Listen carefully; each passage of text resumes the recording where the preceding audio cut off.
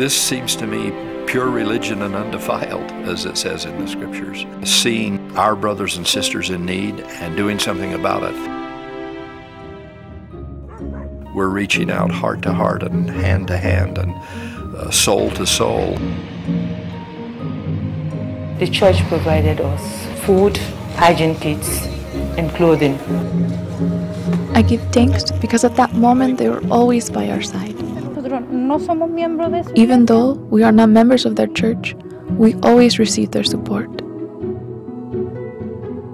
I think that the manifestation of love that has been expressed in the way the LDS church has provided assistance, boy, that's a powerful, powerful message.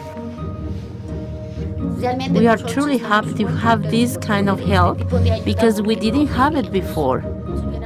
They would have died.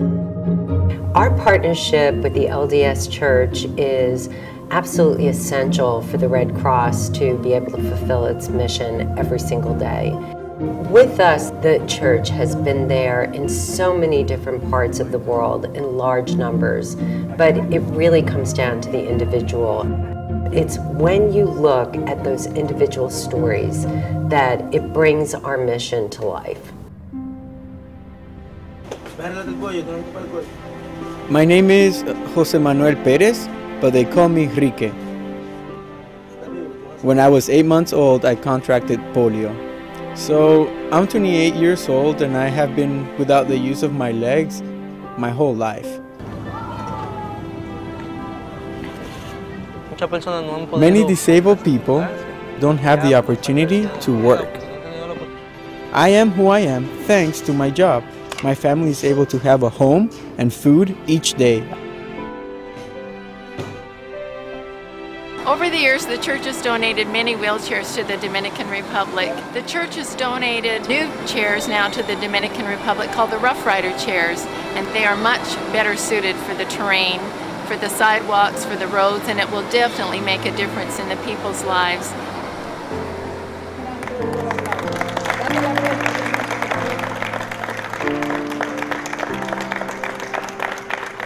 I climbed in the chair for the first time and tried it out. Wow, it's me.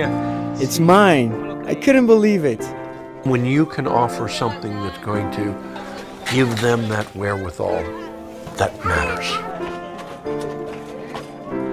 One of the foundational principles is that we don't just want to do things for people, but we want to help people help themselves.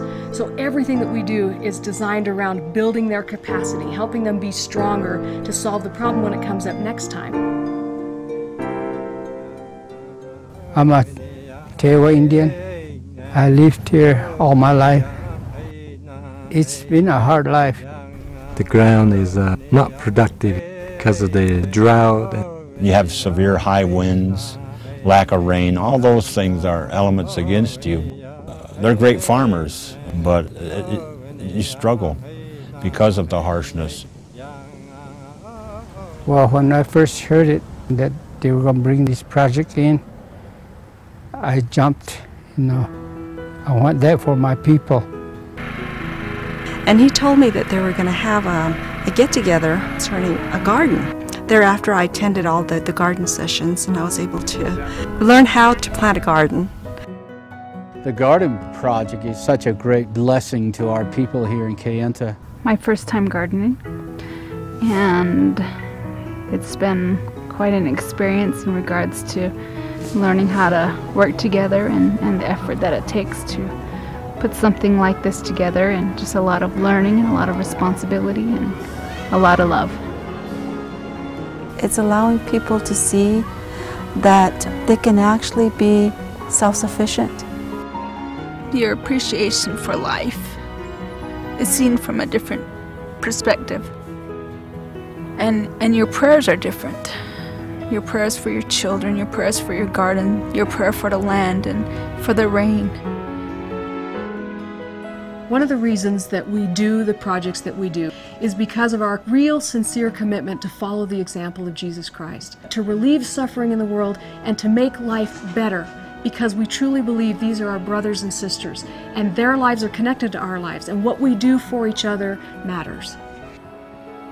You know, really the heart of this humanitarian work is the volunteers who give so generously of their time and resources.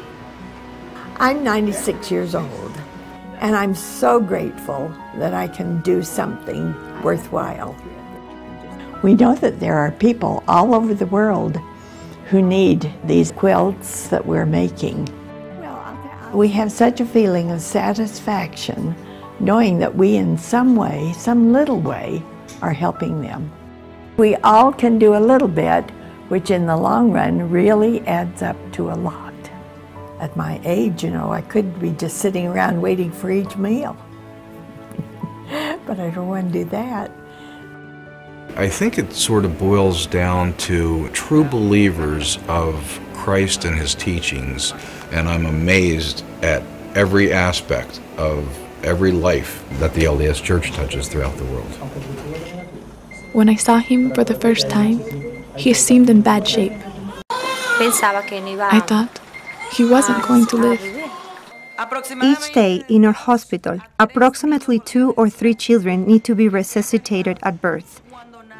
The Church of Jesus Christ of Latter-day Saints has given us a marvelous contribution by providing courses in neonatal resuscitation. We carry out 2 to 3 training courses each year to train about 10 to 15 doctors, nurses, and medical residents. Training the trainers. And that group can then teach and train. And so there's a sort of a ripple effect here that little pebble in the pond goes a very long way. The help and support have been of such great benefit that the infant mortality has significantly decreased in our hospital. With the help of the Mormons, we have brought these trainings to every part of the country. We really have no way of paying them for all they do. Every time I come, I see him nice and clean and healthy. I see him breathing better, calmly. I thank God for everything He has given me. For the baby who is making good progress, I thank God. Prayers are answered most of the time, I think, by God using other people. Well, I pray that He'll use us. I pray that we'll be the answer to people's prayers. The most critical thing about disaster response is moving large groups of people to the site of a disaster. And there is no one that can mobilize groups of people better than the LDS Church. They have helped us in our vaccine program to help stamp out measles, which sadly is a disease that takes the lives of so many children each year. We're very aggressively vaccinating children all around the world, and they have helped us by providing feet on the ground to help us be able to do this. I think when groups of different faiths can come together, it can be transformative. Not caring about what religion somebody might be, or what political persuasion or ethnicity. If you need help, you're helped. In our country, very few people have water in their homes. All are used to the custom of going to fetch water from either the pond or rivers or streams. When people use dirty water, they are always affected by cholera, malaria, and it even goes to typhoid. Dirty water means unhappiness. There will be many sickness. Clean water means happiness. Cool, clean water, like the one Latter-day Saint Charities is providing for the villages, has brought a remarkable changes in their lives. If I could speak for the people of Sierra Leone, I will say a big thank you to the Church of Jesus Christ of Latter-day Saints for blessing our lives, for coming to our aid at the most needed time, for saving lives, for saving children who would have died. We appreciate it so much.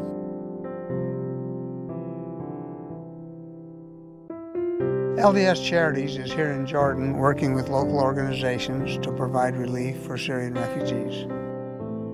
One of the stories that has really touched our hearts is that of a little girl named Nadia.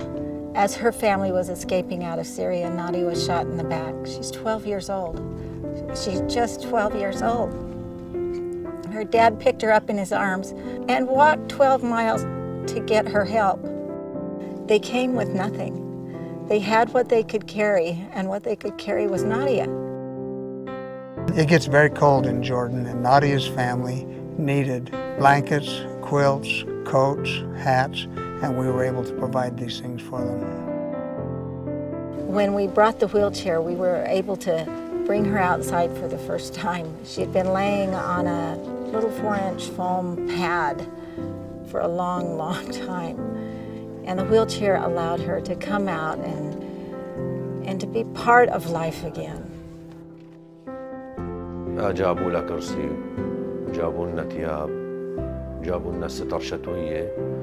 يعني بقدر استطاعت الإنسان يعني بيقدم لواحد إنه بنته مضروبة ومشان يرجع الفرحة للبنت يعني. We all have ringing in our ears Jesus' declaration that inasmuch as you've done it unto the least of these, you've done it unto me. The great commandments are to love. It's a privilege to be able to serve people. It's a privilege to be God's hands. We found that as different as we are, we have so much that's the same. And it's easy to love each other.